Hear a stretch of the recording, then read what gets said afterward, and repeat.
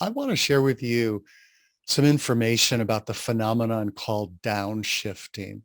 And first off, before we dive into it, downshifting is what happens to the human brain when people reach a certain level of stress and how stress affects the functioning of the human brain and how that affects how people act and react in the world. And of all the aspects and facets of human nature that I've shared with people in workshops, conference presentations, coaching sessions, of all the aspects of human nature I've shared over the years, downshifting is the piece that seems to have the biggest impact on people because it really helps us make sense out of like, oh, so that's why they're reacting the way they're reacting, or oops, that's why I reacted the way I did in that situation. So I want to walk you through what downshifting is, what triggers it, what happens in the brain, and then what are the factors that influence whether employees react to change, challenge, and uncertainty from a downshifted place, and whether they rise to the challenge and face those difficult circumstances coming from their best self, if you will. So I'm going to show you some PowerPoint slides, and let me open them up, and then we'll go from there. Okay. So let's get going. Downshifting, what it is, why it matters, and how to address it. So I've already talked about why it matters. So let's talk about what it is. So one of the things that hopefully you'll find true that I found over the years is by describing how it looks in the component parts, if you will, before we go into what happens to the brain, it makes it more understandable. Hopefully you'll find that to be true yourself.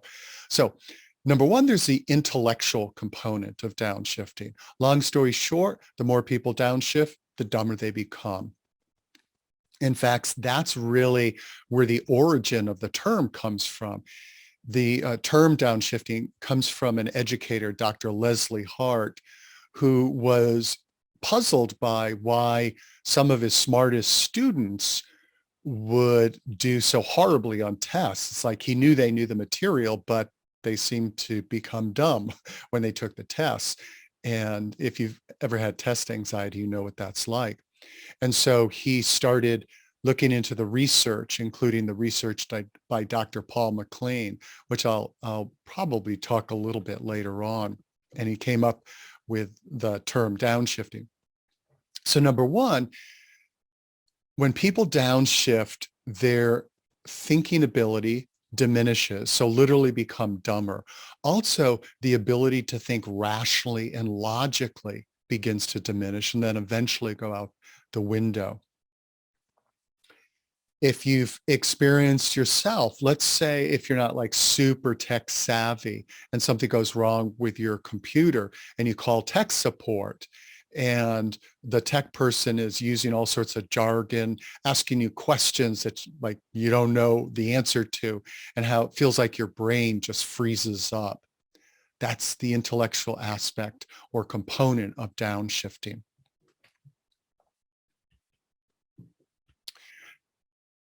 Another component is the emotional side of downshifting.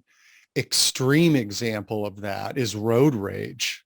So that's, that's full throttle emotional downshifting. But let's say somebody getting defensive, you're trying to bring up a touchy issue and they get defensive. That's an example of the emotional component of downshifting. Just emotionality, somebody being really emotionally labile in a situation, getting like super frustrated, super upset, panicky, etc. Those are all aspects of downshifting. Now, these two tend to go hand in hand, the emotional side and the psychological or developmental component of downshifting.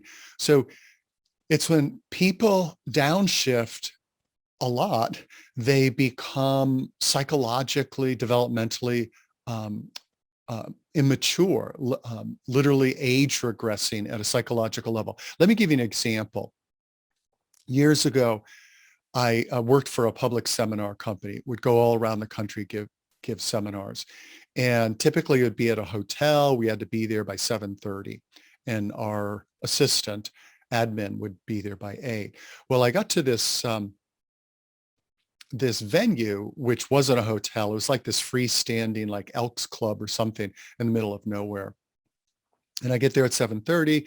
There's nobody there. So I wait around, and then just a little bit before 8 o'clock, this car like zooms into the driveway. Lady jumps out, unlocks the door, goes inside. So I wait a couple of minutes, and I go in, and the place looked like there had been a bachelor's party the night before. It's just total chaos, and the ladies moving chairs and tables and muttering under her breath how her guy never showed up. So I roll up my sleeves and I'm helping her put the tables and chairs up. And she was so stressed out, she had downshifted. Her intellectual functioning wasn't working up to snuff, because this is back in the day when we had like overhead projectors, so no laptops or anything like that. And and so you have to be by the overhead projector and put slides, physical slides on top of the projector. And because she's intellectually downshifted, she's not thinking intelligently. And she put the projector like several rows behind the front row. So there'd be like, say, 2 or 3 rows of tables and then the projector. So a whole bunch of people would be behind me as I'm doing the slides, or overheads that we'd call it back in the day. So I said, oh, we're going to need to move this around, because obviously we can't have people behind me. She puts her hands on her hips. You can't see it, but my hands are on my hips. And she goes, I'm not moving anything again. Something like that. I remember thinking like you're how old? And you work with the public? Like this bratty teenager emerges. And hopefully that's not her typical developmental or psychological maturity level. But because she was so stressed out, she had downshifted into this like bratty teenage developmental level. So just think about the workplaces you've been, where you'll have somebody in their 30s, 40s, 50s, maybe 60s, and they're acting like they're in junior high.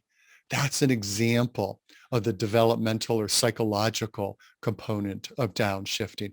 It's also, it could be in the moment, like this person here. Let's say, again, let's say you bring up a difficult issue and somebody gets not only defensive, but they start sort of like talking back, if you will, in this snarky, sarcastic, juvenile way. That's the psychological developmental component. And then last but not least, there's the behavioral part of downshifting. And there are actually 2 components. One is what I call the klutz effect, where if somebody's really stressed out, just their coordination and their mindfulness deteriorates. So they bang into things, drop things. Research on accidents and injuries show how the relationship between stress and accidents and injuries. There's also the behavioral rigidity, and along with it is cognitive rigidity. And that's the doing the same thing over and over and expecting different results aspect of human nature.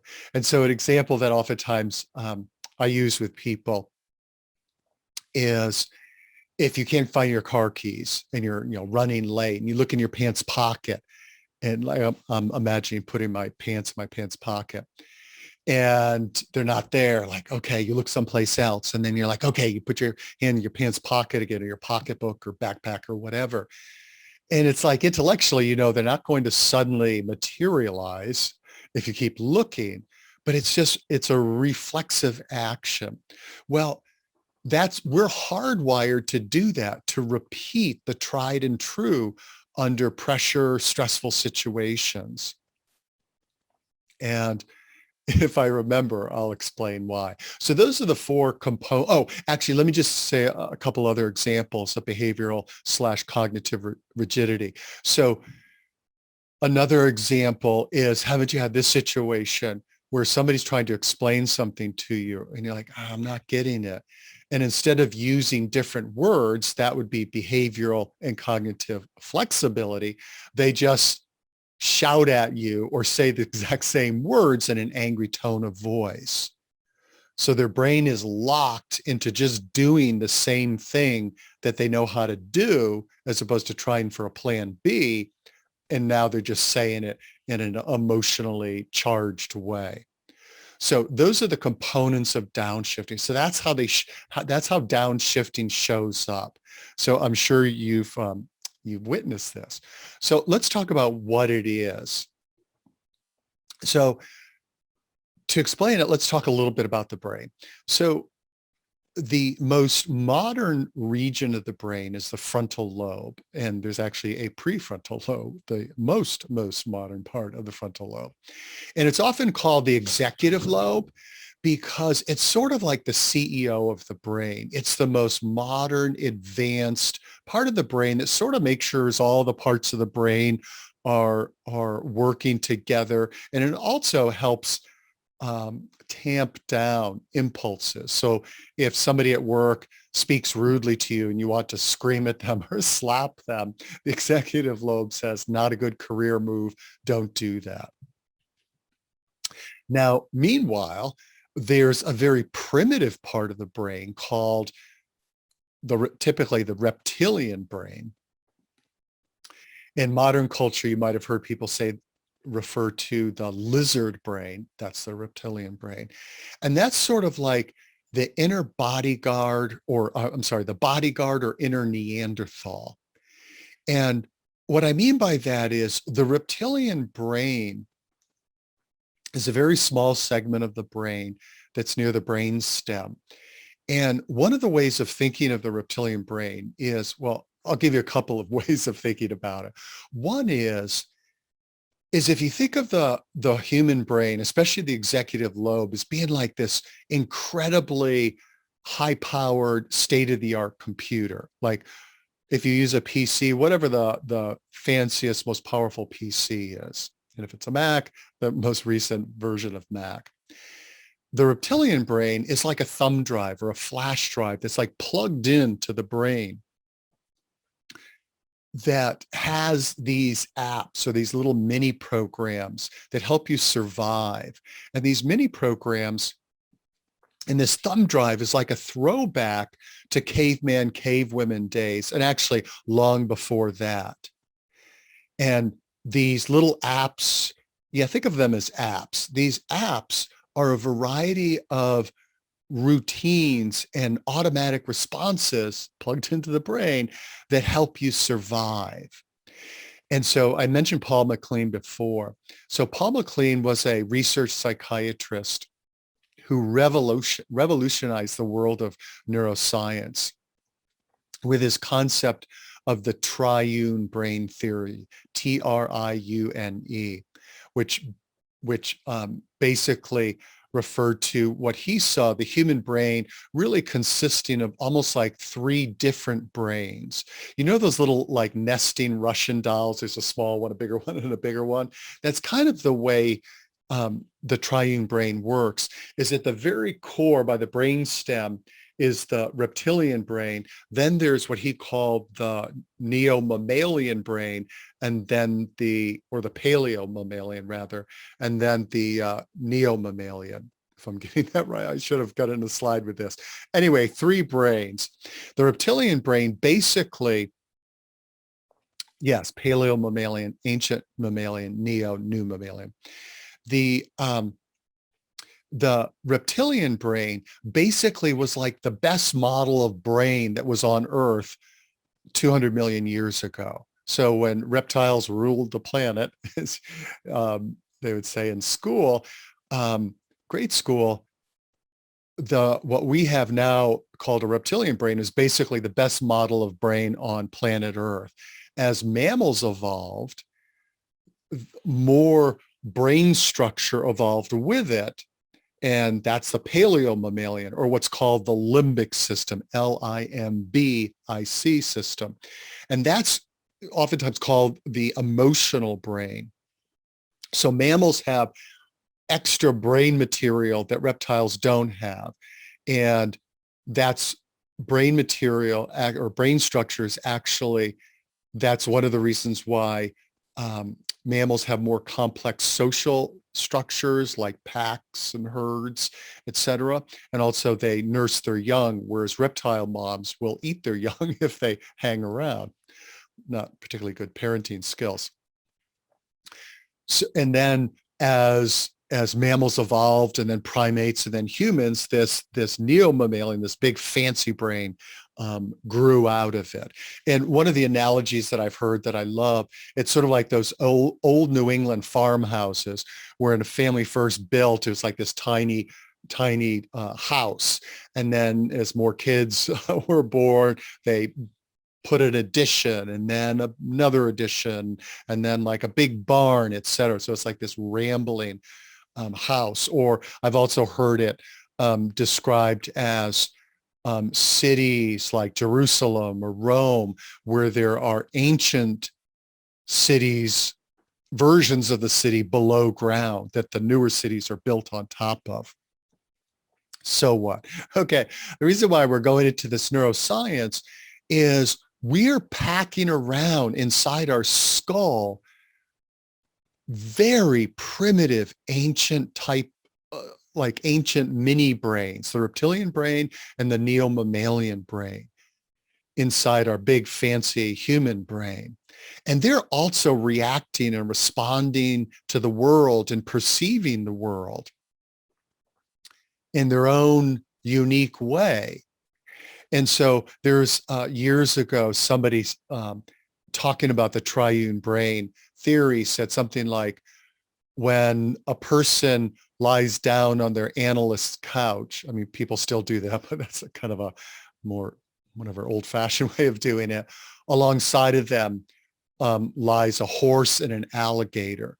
So speaking to the paleo mammalian and the reptilian brain. Okay. So why do we care? Well, when a person feels rested, safe, confident, doing okay, doing fine, the executive lobe, again, runs the show. It's like the CEO of the brain. However, and so the reptilian brain is noticing signals from the environment, noticing your emotional state, et cetera. But the executive lobe is running the show. But then here's where things get difficult or interesting, depending how whether it's happening to you or you're thinking about downshifting as a concept. When we reach a certain level of stress, the executive lobe gives way to the reptilian brain, that thumb drive of survival programs. So the fight or flight response is a perfect example of a survival program, because one of the ways of thinking about the reptilian brain, again, is these hardwired programs are for caveman, cavewomen days. So survival of the fittest. And so if we experience a certain level of stress or threat, it kicks into gear. And so you think about the fight or flight response. What's the survival purpose of that? Well, if you're in danger, let's say you just got up in the morning and you're a caveman, cavewoman, you're stiff, from sleeping on a rock in your cave all night, and you suddenly see a saber-toothed tiger. You can't say like, okay, let me just like get my cardio up, stretch my hamstrings, then I'll start running. It's like, you have to go like that, saying 0 to 60 in 4 seconds flat. And so it makes sense. The fight or flight response has survival value. Your body instantly is in a physiological state to do battle or, to get out of dodge. So that's one example. I'm going to talk about some of the other programs in a moment. But the big picture is when people feel stressed out, when they feel threatened, this bodyguard or inner Neanderthal kicks into gear. Now, that's great if you're literally getting threatened by a grizzly bear or a gang comes after you and you need to run faster than you've ever run before. The problem is that the reptilian brain just registers emotional signals, neurological signals of stress. So fear, overwhelm, threat, etc. It doesn't know if it's survival stress or psychological stress of being told you have to get this report done by the end of the day and there's no way it can happen. So here's what downshifting looks like in modern day life. So let's say the CEO of a manufacturing company goes to some third world country to look at building a manufacturing plant there. And let's say the CEO has a bodyguard because let's say it's a dangerous country. And she and the bodyguard are walking down the street in the city in this country. And all of a sudden, bad guys pull up in a van. They're going to kidnap her. Now, if this is the movies, the bodyguard would probably shoot all the bad guys or, take them all out with hand-to-hand combat. In the real life, he'd probably whisk his CEO off to safety. That's his job as a bodyguard. That's the reptilian's job. Keep us safe. Now, let's say the CEO comes back and gives a report to the board of directors about her findings. And let's say there's a member of the board who's like that guy, that person who likes to be antagonistic, provocative, just to get people stirred up. And he's asking her all these sort of in-your-face, provocative questions, challenging everything that she's saying. And she starts to get upset and her face starts to flush. You can see her jaw clench. And let's say her bodyguard is in the back of the room and he sees that his boss is feeling threatened. And so he jumps up and he runs over to that board member. He's like, starts pounding him on the head. And the CEO's like, what are you doing? Maybe secretly she's saying like, yeah, you go, guy. She's like, what are you doing? He's like, just protecting you, boss. I could see you're feeling threatened. Or let's say he goes, I could see you're threatened. And she's like, well, psychologically threatened, but not physically threatened. Like who trained you? That's the reptilian brain. It doesn't know the difference between true physical danger and threat and psychological threat. So this is what happens when somebody downshifts. They go from operating as a fully functioning, adult to they start to get threatened. So now they're getting threatened. They start to age regress to being like a bratty teenager. If they really age regress, then they're like a tantruming 2-year-old. And haven't you had that experience? Haven't you seen an adult have a temper tantrum? Well, when people really downshift a lot, remember the psychological developmental component, so the age regress, when people really downshift, they've lost major functioning of major parts of their brain. So they're really only operating on like just the parts of the brain that are present in like toddlers. And so what you think about, why do babies and toddlers scream, or like say toddlers have a tantrum? Now, before toddlers learn to manipulate with tantrums, if their parents give in, a tantrum is an automatic response because let's take it even younger. So like a little baby starts screaming because they're hungry. Baby can't say like, excuse me, I'm kind of hungry here. They don't have language. So their survival depends on them signaling their caregivers, we've got a problem here. So it makes sense that the nervous system evolved to freak out when there's a problem. Well, when adults really downshift, the fancier parts, more evolved parts of the brain that develop beyond toddler age that help us emotionally self-regulate, not flip out every time something goes bad, those start to go offline. And so temper tantruming. If somebody really downshifts, this is where we get that inner Neanderthal. and you see crazy road rage type of behavior, or people coming back to their workplace and shooting it up.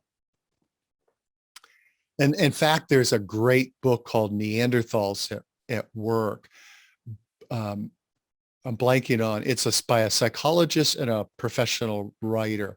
And it's fantastic. And it's based on the research of Dr. Paul MacLean, so that triune theory. And so he talks about all the ways the reptilian brain programs are displayed at work. And I'll be talking about some of those shortly. So if somebody really downshifts, you remember that kind of a throwback video, you get really like super duper primitive behavior. So let's talk about what are the more of the manifestations of downshifting, as well as like the survival programs that get triggered when the reptilian brain takes over. So people overreacting, people being immature, we've talked about that. Aggressive behavior, because you think about in Law of the Jungle, the strong, aggressive survive, and the best defense is a good offense. So one of the symptoms of people downshifting is very aggressive behavior. So there's no collaboration and can't we all get along? It's I need to dominate and win. Defensiveness and paranoia, because you think about it in the Law of the Jungle that it's better to assume evil intent and be proven wrong than assume positive intent and be proven wrong. Like being Pollyanna is not a good recipe for surviving in harsh, inhospitable, again, Law of the Jungle circumstances. So can you see how this is a recipe for disaster in the workplace?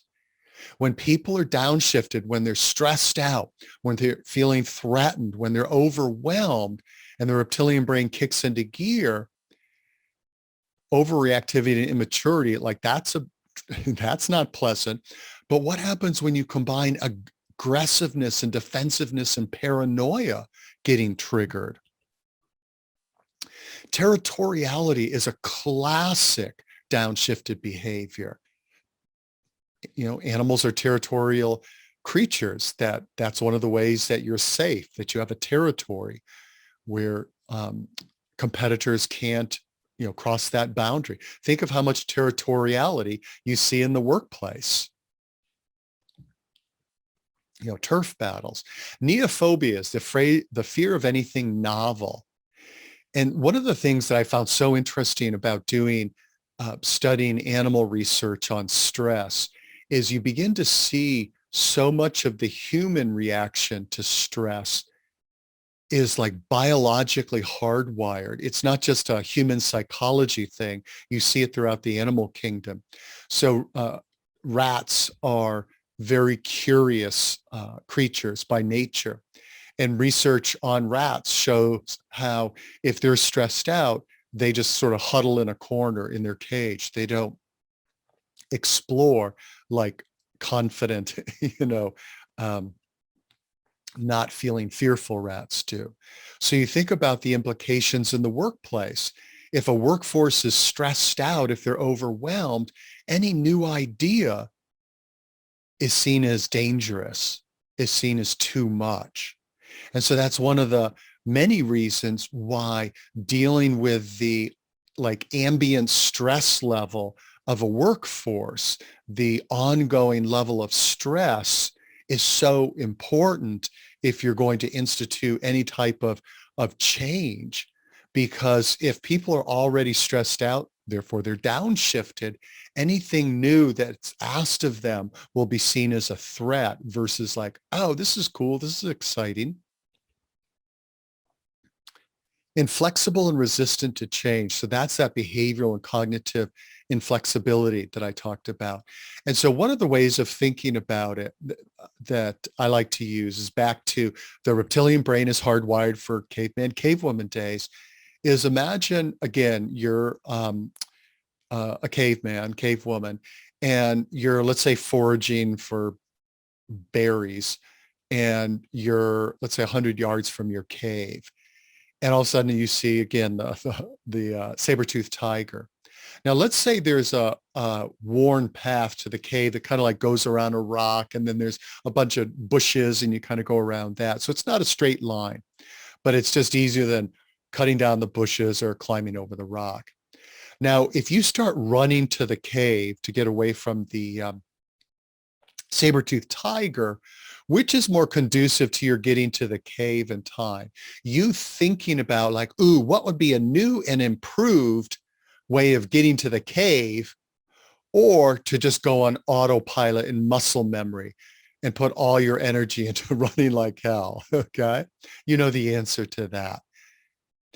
And that's hardwired into the nervous system. And again, it's not just with humans. Research with laboratory animals shows the same thing, that in times of stress, we reflexively revert to the tried and true, which makes total sense. That's why athletes train over and over and over, especially combat athletes, that, you know, when the fists start flying or the kicks start flying, you can't be thinking like, oh, do I do a left hook or a right cross or you know, a kick to the stomach? You know, it has to be automatic, reflexive. So you drill it over and over and over. So it's just a automatic response. And so that has tremendous survival value, because you don't want to put any computing power, any brain power into thinking. You need to be automatic.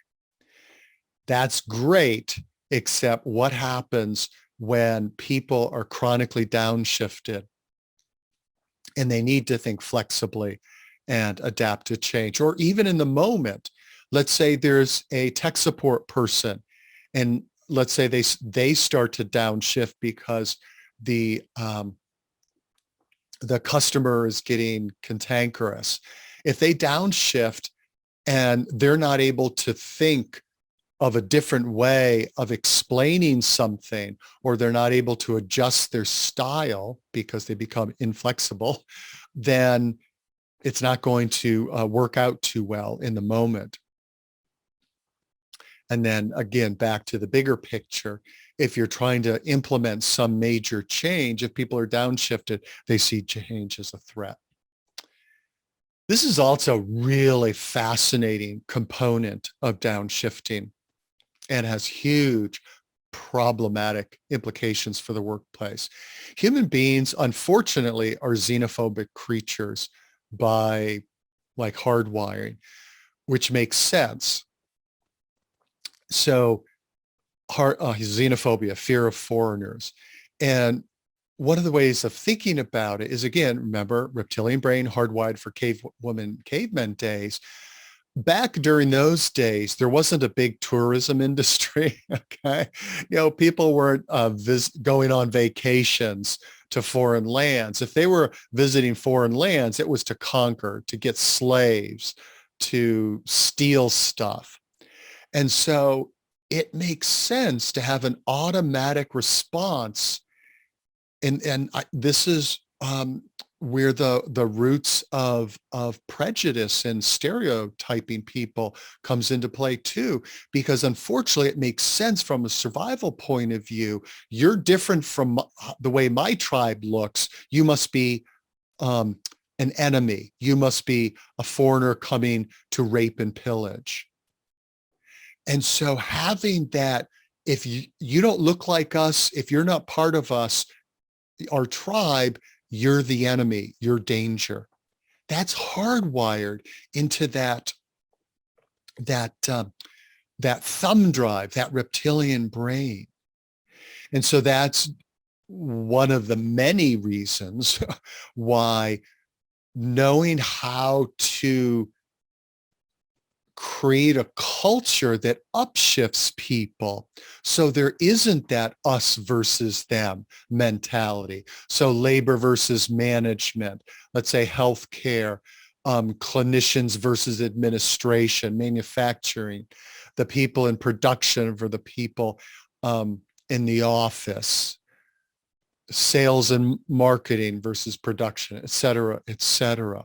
When people are stressed out, they go tribal. And so knowing how to get this executive lobe to run the show again is so, so important. And then back in the acute stage of downshifting, if let's say you're bringing up a difficult issue to somebody from another department, if they downshift, it'll trigger that xenophobic, you're not part of our tribe, you're the enemy mindset, versus, hey, we're all in this together. We're all part of the same organization. Control freaks and power hungry maniacs. Ever meet people like that? Well, you think about the survival of the fittest law of the jungle. If you're helpless, i.e. you don't have any control, the equation in law of the jungle is if you're helpless, you'll soon be dead. Helpless equals dead. So, I mean, I'm sure you've heard of this or understand it well. When they talk about people who are really, power hungry and control freaks, they're acting out of fear. And as you understand the reptilian brain more and more, it makes sense that having power and control and dominance is a great way to not feel helpless. So the higher up in the pecking order or the dominance hierarchy, there are a lot of perks to that, and a lot of like negative experiences that you don't have compared to those who are way down on the pecking order and hierarchy. So in today's world, when the reptilian brain gets activated, you see people getting really controlling and very power hungry, and like, how can I dominate this situation? Simplistic and superficial in their thinking, which probably just makes sense if this super sophisticated part of the brain, and actually I forgot to mention the prefrontal lobe, it makes possible high level thinking and operating in the world functions possible, such as a lot of emotional intelligence abilities are mediated by the prefrontal lobe. So the ability to empathize with others. So when people have a stroke to this part of the brain, oftentimes they say and do like really, very socially inappropriate things and have no impulse control. This part of the brain, the executive lobe, prefrontal lobe, also makes planning possible, that people who have damage to that part of the brain are unable to think of cause and effect. And if I do this now, it has this effect in the future. That's why kids and teenagers and young adults can be so impulsive and sort of think that they're immortal, because this part of the brain doesn't fully mature until mid to late 20s, later in young men and young women. It also allows us to be very nuanced and complex in our thinking. And so let me just tell you a quick story around this simplistic and superficial in their thinking. And this was a story that Jamie Pennebaker, in his book Opening Up, writes about. And so Jamie Pennebaker has done some amazing research on the role that journaling can play in healing from trauma. And he tells this story about one of his fellow professors, who's this like incredibly bright, fascinating, complicated individual. And so I think it was like a Monday, Jamie sees him and he's just like, hey, how you doing? So I'm fine. It's like, how was the weekend? Oh, it's good. And then I don't know if it was in the same conversation or a little while later, it comes up that the guy's wife just said she's leaving him. And Jamie's like, wow, okay, that doesn't sound too fine or like business as usual. Like, how you doing? He's like, yeah, I'm fine. And then he's like, kind of like, hey man, like, how did you spend your weekend? And then this professor tells him how, like, he's something like he spent the weekend rearranging stuff in the garage and also reviewing, it was like journal articles or something, to identify like dangling participles or other grammatical missteps, like really picky, like, you're kidding, right? You wasted your time doing that types of things, especially because this guy was like a really big picture, theoretical, abstract thinker kind of guy. And he was totally captivated by these sort of mindless, simplistic activities. And Jamie Pennebaker goes on to talk about how this traumatic thing that had just happened had rendered this professor temporarily dumb. I'll just give you one other example from Dr. Pennebaker's work to illustrate this, and then I'm going to say the implications in the workplace. So he cites this research study where two groups of people were asked to just write stream of consciousness. They were college students. And one group of students was told, if there's any noise next door, like construction noises, banging of hammers, sorry, there's nothing we can do about it. Just, just kind of grin and bear it, please. And then the other group was, and then just, you're going to write for 20 minutes stream of consciousness. And the other group was told, hey, there might be some noise next door, construction going on. If you can grin and bear it, that would be great. If it really gets under your skin, though, let us know and we'll tell them to knock it off. But if you can just be cool with it, that'd be great.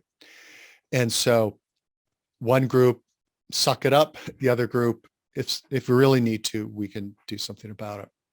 Well, the group that had the ability to have something done about it, they didn't ask for it. And what was interesting was what they wrote about. The group that felt helpless, like there's nothing we can do about it, what they wrote about was very simplistic and superficial.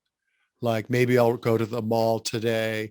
I like Sally's, maroon pants, whatever, superficial, simplistic stuff. The group that was told, hey, if it really gets under your skin, we'll tell them to knock it off. They really dove deeply into their experience. I think they were college freshmen, about, being away from home, trying to develop an identity. This is more complicated than they thought, etc. So what happened here? That the group that felt helpless downshifted.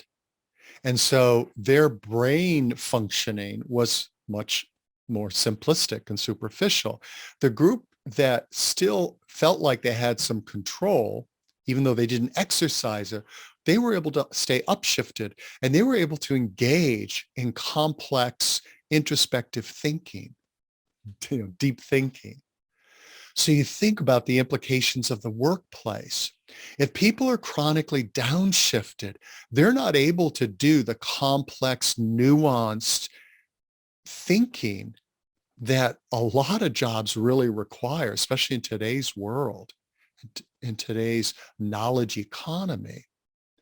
And so, especially if you're in an industry, I mean, most are, where people are at least partly or maybe totally paid for their ability to think effectively and come up with intelligent results that make a difference. But, some, let's say, research and development might be a good, or let's say marketing, that if those departments are downshifted, the quality of thinking is hugely degraded.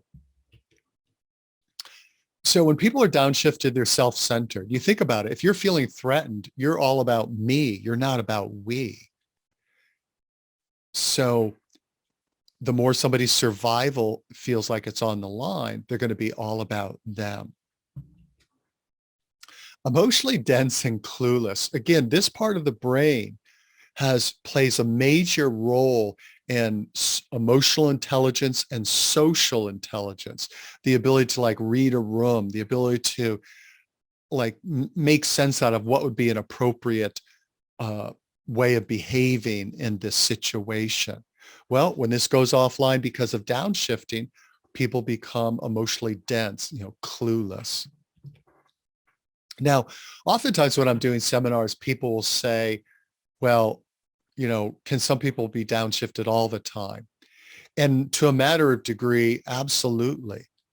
That if people are dealing with, serious trauma that hasn't been healed and resolved, if people are feeling constantly frazzled, overwhelmed, then they're operating in a downshifted way most or all the time.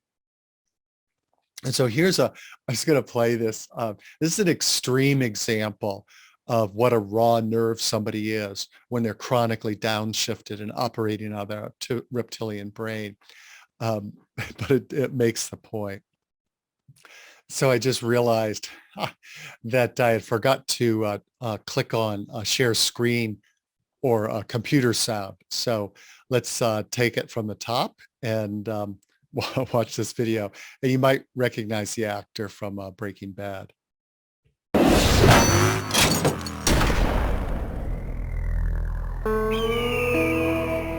Move! Are you okay, boss? I'm fine. You just seem like maybe you're in kind of a bad mood. What do you mean I'm fine? We just got this sweet new van. It's got a great warranty. I'm not in a bad mood. Well, now you're yelling. Okay, I'm in a bad mood because you asked me if I was in a bad mood. Why would that put you in a bad mood? It's basic psychology. Well, if you really think about it, it doesn't make any sense.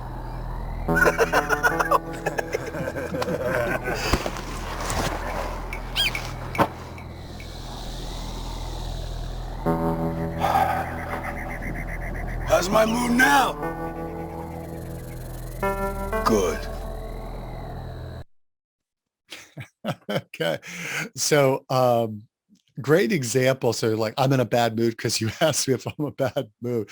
Great example of a person's thought process being compromised by being downshifted. So let's talk about the factors that influence whether a person is stressed out or like, yeah, bring it on, feels challenged and energized by a difficult circumstance. So let's say your organization is having staffing issues, like, hey, we still have to produce as much product as we always do, but with fewer people.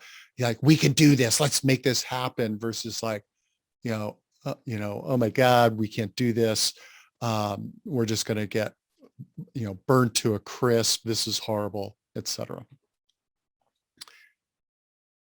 So what's the difference? Number one, and I believe the most important factor of human nature and the human need to understand in terms of its impact on the workplace is the human need for control. And it doesn't mean we're control freaks. And more precisely, it's the human need to not feel out of control or not feel helpless. Because as I think I mentioned earlier, in Law of the Jungle, the equation is helpless equals dead. Because if you can't defend yourself, if you can't figure out how to master this situation, you're dead. So it makes sense that we are hardwired to want to have some level of control.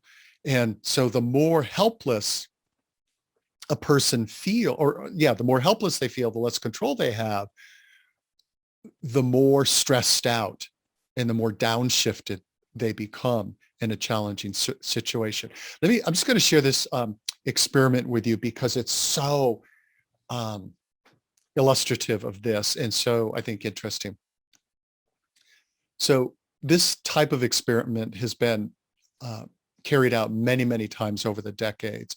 One example of it would be two lab rats in separate cages, and they don't know the other one exists, but they are what's called in psychology experiments yoked. So instead of like little oxen yokes, two little oxen, here's around the neck, they're like behaviorally yoked. Whatever happens to mouse A happens to mouse B. And so here's what happens to mouse A. Every once in a while, there's a shock. So the floor of the cage is electrified. But if the mouse hits a button, so think of those like easy buttons, the Staples easy buttons. If mouse A hits the button, the shock stops. Because mouse A and B are yoked, whenever mouse A hits the button, it doesn't just stop his button, it stops her button too. I mean, stops his shock, it stops her shock too. Now, mouse B, she has a button too, let's say, but it doesn't do anything. She can press it, but it's not hooked up to anything, because remember, whether she gets shocked or not depends on him hitting his button. Okay, so mouse A and mouse B are doing or rat A, rat B, mixing up the animals, are doing their things, and then they get shocked. So let's say rat A, I'm going to shorten the learning curve here. Let's say rat A and rat B hit their buttons at the exact same time.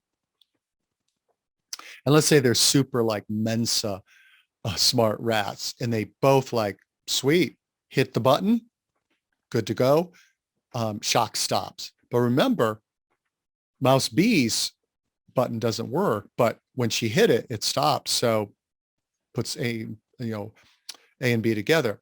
Now let's say a couple hours go by. Let's say mouse A, the one that really can control the electricity, is sleeping. Mouse B happens to be like just walking nearby her easy button. I was like, they get shocked. Mouse B's right there. She hits her easy button. Nothing happens because remember, it doesn't work. And then mouse A is like, whoa, what's that? And he runs over to his easy button. And then let's say mouse A, rat B bangs up against the wall. And right when she bangs up against the wall, rat A hits the easy button. Now rat B's like, what is it? Hitting the button or hitting the wall? Like, which is it? And then the next time, let's say she hits the wall, nothing happens. And then she crouches down, and that's when A hits his button. And so it's like, nothing's working for rat B, whereas rat A is like, done, I've got this. What happens?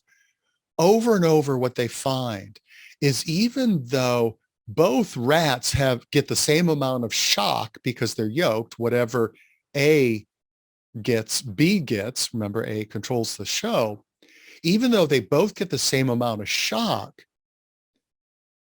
the psychological and physiological difference is night and day. A, when they check for biochemical markers of stress, A's fine, no biggie. When they check biochemical markers for stress for rat B, there's all kinds of markers for high stress, chronic stress level, suppression of the immune system, et cetera, et cetera. And this is sad. The rat B in this group also start to act really bizarrely. They start having like mental health issues because they're freaking out over having this thing that they have no control over that's really painful. And there are so many variations of this research with humans and other kinds of lab animals that shows over and over, it is not the difficulty of the circumstance or the noxiousness of it. Like there's a whole bunch of other research with loud noises, like noxious noises. It's not the difficulty, the painfulness, the noxiousness of the circumstance that determines the stress level. It's the amount of control. And so one of the biggest takeaways around understanding how stress affects the brain and what mitigates that effect, what dampens that effect, what helps reduce that negative effect is control. Giving people as much positive control over their work experience as possible. And I remember when I was first diving into the research on stress and stress in the workplace, coming across this bizarre case study where there's a gentleman in the stress field, I don't know if he's still alive, named Robert Karasek or Karasek. And he's done some really groundbreaking, pioneering work on the relationship between how much control a person has and how much demand of the job they can handle. Takeaway message: the more control a person has, the more demanding of a job they can handle. More control, more demand. The less control, the less demand and pressure and stressors they can handle. That's why somebody who's like at a CEO level, even though they have incredible demands, because they have such high control, their stress level is way lower than somebody lower in the organization who maybe doesn't have as many demands, but they have much less control. So one of the biggest takeaways of all this is if you want to upshift people, help people stay upshifted, give them as much positive control over their work as possible. It's also autonomy is another way of thinking about it. In fact, here's a little fun fact for you. There's a study that was done by a consulting firm, Blessing White, which showed that the number one factor influencing discretionary effort, how hard somebody works over and above the minimum amount to keep their job, keep from getting fired. The number one driver of people going above and beyond the minimum they have to do is autonomy. So just forget stress level and downshifting for a second. Just if you want greater productivity and harder work from people, give them more positive control over their job. Now, I said positive control. The reason why is this: because control is so hardwired into the nervous system, the need for control, if employees don't have positive control, they'll find ways of having negative control. And I remember my father was a machinist, and I remember him telling me how when he was new in the field, some of the old-time machinists would show him, like, if you need to take a break, if you just like throw this nut or bolt into this part of the machine, it'll break down, it'll break the machine, and it'll take, half an hour to repair it, and you'll get your break. It'd be a whole lot better to empower employees to be able to take healthy breaks instead. Humans find a way. So that's what I mean by give them positive control versus negative control. So here's something that's really fascinating about the research on stress and control is whether it's, I think it's laboratory animals too, but let's just keep it for humans. If humans can have true control, if they have perceived control, it also helps keep them from downshifting. So perceived control is like that example with the journaling group, the Jamie Pennebaker group, where they're told, if it really bothers you, we'll ask them to stop it while you do your journaling. Even though they didn't do anything about it, because they knew they had control, if they wanted to exercise it, they didn't downshift. Now, a more everyday life example of perceived control is there's actually two components. It's predictability and the lack of ambiguity. So let me give you a predictability example of perceived control. So I remember years and years ago, a major, um, uh, well, I'll just say who it was. Either CVS bought out Rite Aid or Rite Aid bought out, acquired CVS, whichever way it was. And I got a call from a reporter because of the work that I've done in stress in the workplace. And she wanted to interview me for an article she was writing about the stress of mergers and acquisitions and being downsized. And she said, I'm wondering if you could explain something to me that kind of surprised me, that I was surprised that one of the senior executives in the company that was getting acquired, her position was going to be eliminated because, you know, there were redundant positions because of the acquisition. And I was really surprised to hear her say that once she knew the exact date that she was going to be laid off, she felt this big relief. And the reporter said, like, to me, that would make it more real and she'd be more stressed out. Like, what's up with that?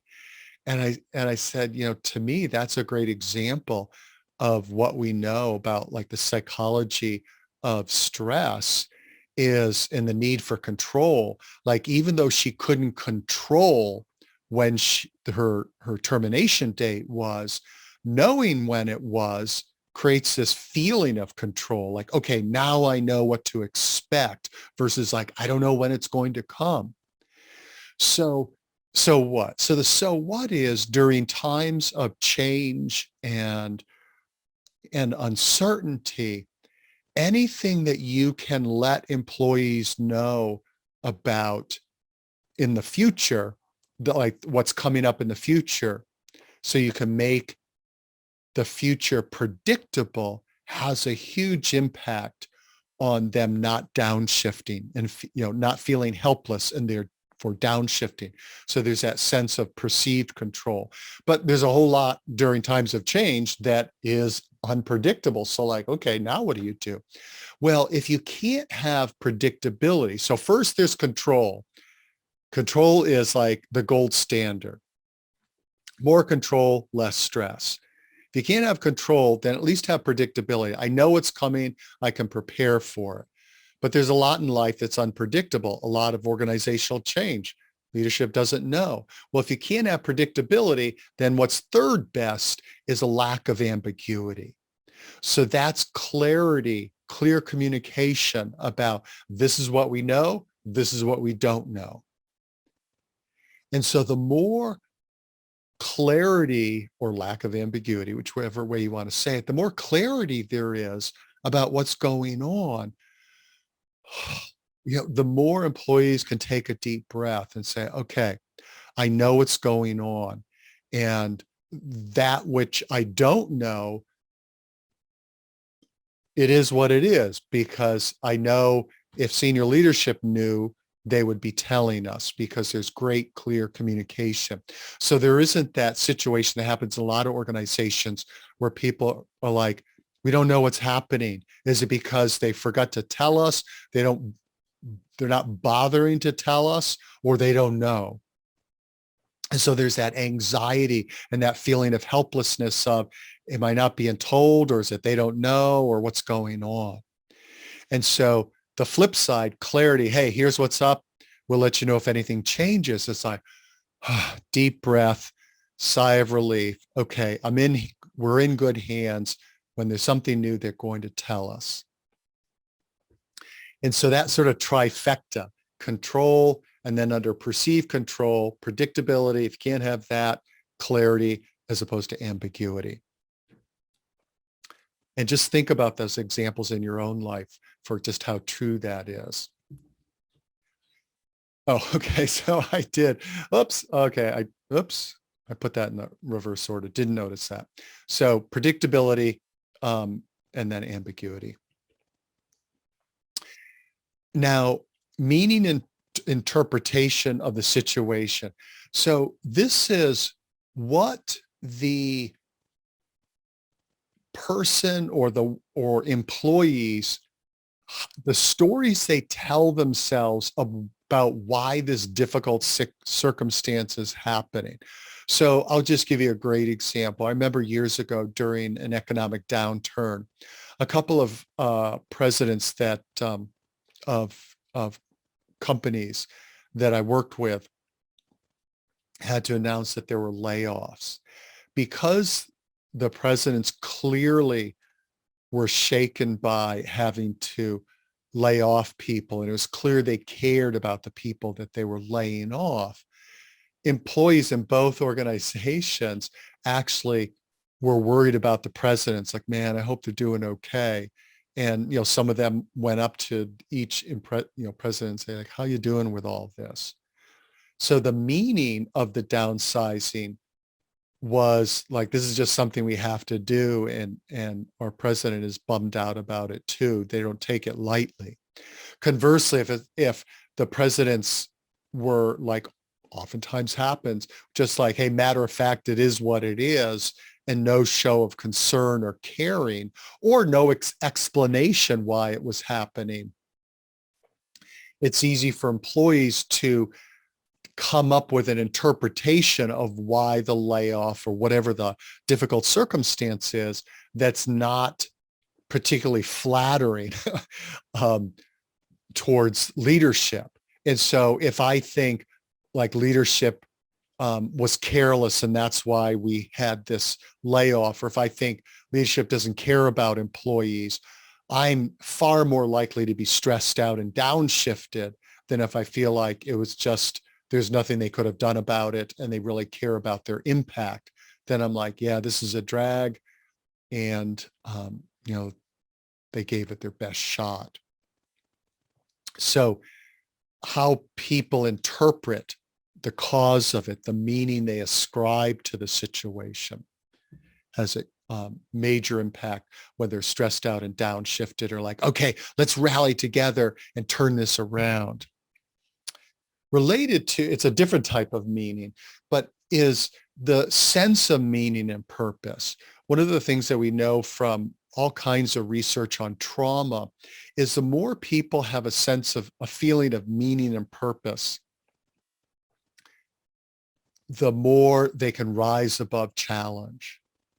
And so if you ever read or heard of Viktor Frankl's book, Man's Search for Meaning, and he talks about surviving the concentration camps in Nazi Germany and the importance of having something to live for, the importance that had, and whether people, kind of curled up and died, or whether they hung in there during those like horrific, situations. There's just all kinds of research on the effect of purpose and meaning in terms of emotional well-being and resilience. So what? So what is, the more you connect employees with the big picture and like rallying behind the cause, like, we need to be doing this to turn things around. We need to do this to, stay alive in the marketplace, or whatever it is, or like, I know this has been really hard, but you're doing this great work is helping us, beat the competition and delivering a patient experience or a customer experience that's, out of this world, even during this really difficult time that we're facing.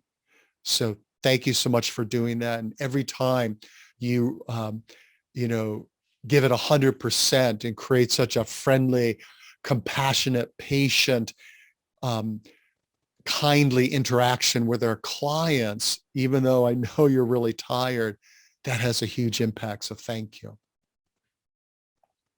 So whether people feel like I'm just slogging through the day, just trying to make it for the weekend, or it's like, man, we're doing something important here, I'm making a difference.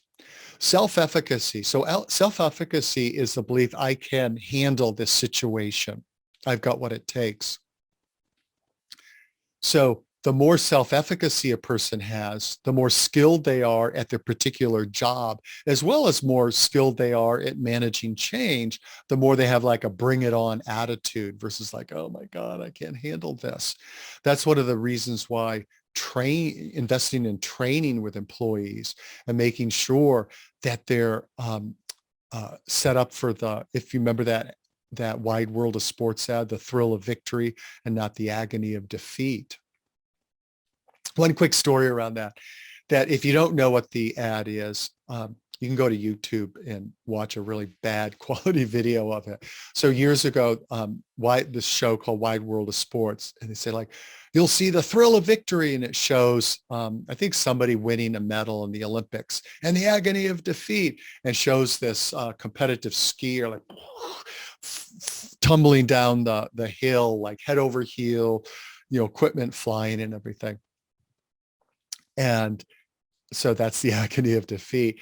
And it was funny because I was speaking at an event, this healthcare system out in Idaho several summers ago. And I said how I thought it's funny. This comedian said, like, how'd you like to be that skier who's immortalizes the agony of defeat? Like, here's this world-class elite athlete, and for the rest of time, he's the agony of defeat guy. And so, people laughed. And then when the talk was over, this guy comes up to me and he goes, hey, you were talking about the agony of defeat guy. I'm like, yeah. And he goes, that guy's my cousin. And he actually gets residuals every time that commercial was played. So he doesn't mind. I thought, sweet. There you go. Lemonade out of lemons. So the so what is, the more skilled people are at dealing with whatever their job is, whatever the challenge is, as well as if they have change management tools, skills, the more self-efficacy they have, the more effective they believe they are and able to handle situations. So they're like, bring it on. So that's why it's so important to make sure people don't, it isn't the sink or swim ethos. One quick analogy that I like to use, because I'm a surfer, is big wave surfers. So I love watching videos of big wave surfers, because the waves that they are excited by, for me, would be absolutely terrifying and actually an end of life experience, because their skill level is, 10 times of what mine is. So they have the skills and therefore the self-efficacy to be excited by the big wave versus terrified. So self-efficacy. And then I think this is second to last but not least, relationships and support system. So lots of research on stress and illness shows that a person's support system and the quality of their relationships has a huge impact on their ability to come back from life-threatening illnesses, to recover from them, and also just to stay healthy. That one of the ways that I think about relationships is sort of like if there is this huge, like hurricane-forced fan blowing on you and you're just standing on your own, it'll probably topple you over. But if you have like 100 people with you and you're all locking arms, you're going to be able to stand up, stay standing. That's the effect that strong, healthy relationships have on our level of resilience and our ability to not be overwhelmed, stressed out, and downshifted. So what? So the so what is, cannot overstate the importance of cultivating both strong peer-to-peer relationships and making sure that those relationships support and encourage and energize coworkers versus suck the life out of, drain the energy of. So that's one of the reasons why both holding people accountable for toxic behavior that creates energy draining and stress producing relationships, and also investing in professional development on how do you create psychological safety? How do you bring up difficult issues in a way that is conducive to a constructive conversation? How do you give feedback, and how do you receive feedback in productive ways? And then now, last but not least, is the current stress level. And so if employees already have had it up to here, their stress is already, heading into the red line, if you will, then any extra bit of challenge, any new change, any new initiative is likely to stress them out, as opposed to be seen as like, all right, awesome, let's go for it, let's tackle it. So that's why one of my recommendations always is to be working with employees to identify unnecessary obstacles that are just adding unnecessary levels of stress. So you think about your own self. If you had a really hard day and you've had it up to here, and then you go home and your spouse or your kids say something and you blow your top. If you didn't have all the other stuff that was up to here, you would have responded in a more pleasant, effective, skillful way. Oh, and one quick little fun fact related to reducing unnecessary sources of stress is that research, this was years, like a couple decades ago, showed that the daily hassles and frustrations and irritations, those have a much bigger impact on your health and stress level than major life changes. So you've probably heard of it's called the Holmes-Ray scale of life changes, like somebody close to you dying, getting divorced, losing a job, having a major illness, etc. So there's like a list, they rank order them. What this research shows, it's more the chronic little stuff day in and day out. Sometimes people say the pebbles in your shoes. Like if you're trying to hike and there's a pebble in your hiking boot, you got to get that out. So that's another reason why it's so important to identify sources of hassle and frustration and obstacles to reduce the current stress level. There was one more. I just changed these around this morning for a program that I'm doing actually tomorrow.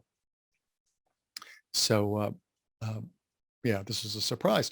And then last but not least, very much not least, is a person's current energy level and emotional state. So I've kind of talked about this in different ways earlier in this presentation. So if you're like all worn out, so low energy, tired, hungry, halt, hungry, angry, lonely, tired, then you're much more likely to be stressed out by some new development than if you're rested, well-fed, have plenty of energy. And then we can't really separate emotional state from energy level. So if your emotional state is sort of like beleaguered or depressed, obviously anything will feel like a big deal and overwhelming. If you're feeling irritable and frustrated, again, obviously, you're much more likely to be stressed out. If you're feeling full of gratitude and you're also energized from some accomplishment you and your team had, so you're a real positive emotional state, then you're more likely to have like, cool, let's tackle this right now as a response. There's one more. They keep coming. And then individual resilience. So the big overarching theme here is the more we build individual resilience, the less likely we are to downshift. The more you do all these things that we've been talking about, the positive side of them, give people positive control, autonomy, make sure that you're communicating clearly. So anything that can be predicted, you're communicating. Anything that can be made clear to make sure employees know, meaning interpretation of the situation. Be really clear on this is why we're doing it. Make sure that you're cultivating relationships so employees interpret that you have good intentions when you do things. So all those positive things that we've talked about boosts workforce resilience. And then there are many, many different practices and techniques that boost individual resilience. So what are the implications? Well, I'm going to get this screen sharing thing. Okay. Nothing good will happen if the other person is downshifted. So this is, this relates to if you're dealing with somebody in the moment who's downshifted. So if they're downshifted and you're dealing with either a bratty teenager, a tantruming 2-year-old, or a Neanderthal, good luck with having a rational, logical conversation with him. So, whoops, get this working again. Number 2 is nothing productive will happen if we are downshifted. So that's why if we're angry, frustrated, irritated, etc., we need to upshift ourselves before we engage the other person in a conversation. So right now, I'm talking more in a one-on-one situation. The more skilled you are at not triggering downshifting in the first place, the better chances conversation has of going well. So just to put this in context, just so you know, I sort of combined my organizational resilience slides with my downshifting slides in the constructive conversations program I had. So to be honest, I forgot I still had this in here. So the list I gave before about the factors that influence whether somebody will be stressed out or challenged, those are factors that at an organizational level influence whether somebody downshifts or not. This implications piece right here, this is what our understanding of downshifting. Now that you understand downshifting, like, so what? What does that mean for you when you're dealing with people one-on-one and you have to have a conversation? So what it means is, number 1, if they're downshifted, nothing good's going to happen. Number 2, if you're downshifted, nothing good's going to happen. And so what you want to do is develop the ability to, first off, not trigger another person to downshift. And there's a whole piece in the constructive conversations program that I do around how do you start off a conversation so you don't trigger downshifting.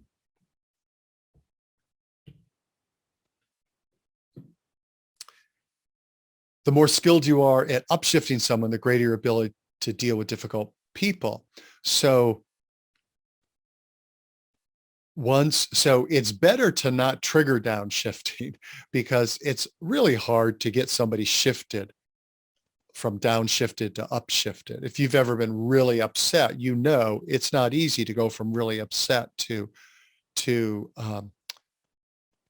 agreeable, collaborative, etc. So the more you develop the skills of upshifting somebody who's upset, the better you will at dealing with all kinds of, whether difficult people or people who are upset. The more skilled you are upshifting yourself and staying upshifted, the more effective you'll be and the easier your life will be. So cultivating the skills of emotional self-management, A, so you stay upshifted, but then B, or number 5 here, so you're able to upshift yourself if you start to downshift, and then stay upshifted throughout the conversation.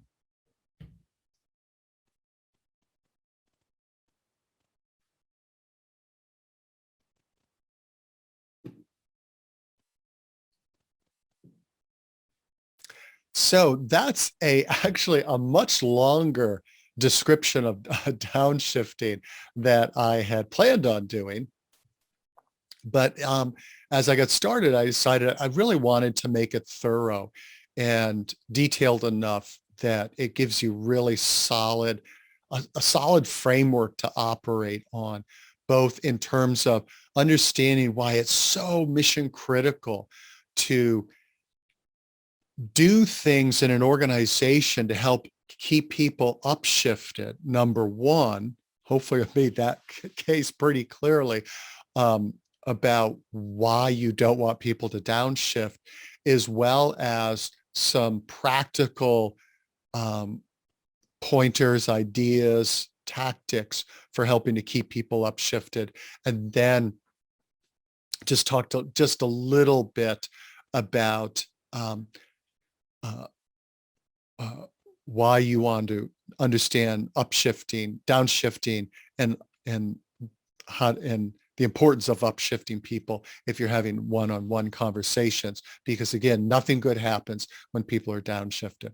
So I hope this description of the phenomenon of downshifting was helpful. And what I encourage you to do, a couple of things. One is try to explain it to somebody. And I say try because when I do this at workshops, oftentimes it's been interesting hearing how people, quote, explain downshifting, like they come up with their own version of it that's really not actually what downshifting is. So if you're kind of like, I think I understand it, maybe watch it more than once and then try to explain it to somebody and see if like, keep trying until you feel like you're explaining it clearly, because we don't really understand something until we can explain it to others.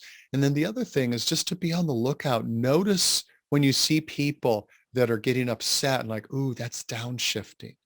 See downshifting action. Remember, that's like a neurobiological phenomenon. Notice yourself when you're downshifting. Like, okay, what do I need to do to get myself upshifted? And if you're a supervisor, manager, or leader, I would really highly encourage you to share this with your team and then brainstorm what are things that we can do to help upshift our team. What are things we can do to make sure our team spends most of their time in an upshifted state? So I hope this was helpful. And if you have any questions, feel free to reach out to me at david@humannatureatwork.com.